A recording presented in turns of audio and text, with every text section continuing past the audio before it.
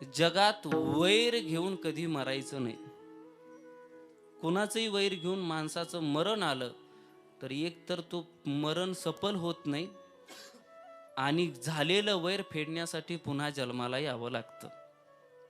महाराजांची भाषा सांगतो, 3 गोष्टी फेडण्यासाठी माणसाला पुन्हा जन्म घेता येतो, घ्यावाच लागतो. ऋण, वैर, हत्या हे तो न चुके सर्वथा. ह्या 3 गोष्टी कधी चुकत नाहीत माणसाच्या. कोणत्या?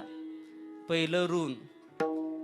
दुसऱ्याचं घेतलेलं कर्ज बुडवण्याची ज्याची मानसिकता आहे, ज्याची इच्छा आहे, आणि ते कर्ज घेऊन जर बुडवायला लागला पैसे, तर ठरवायचा आपल्याला पुढचा जन्म घ्या. आणि कशाचा मिळेल सांगता येत नाही विकास दादा. आता माणसाचा मिळालाय.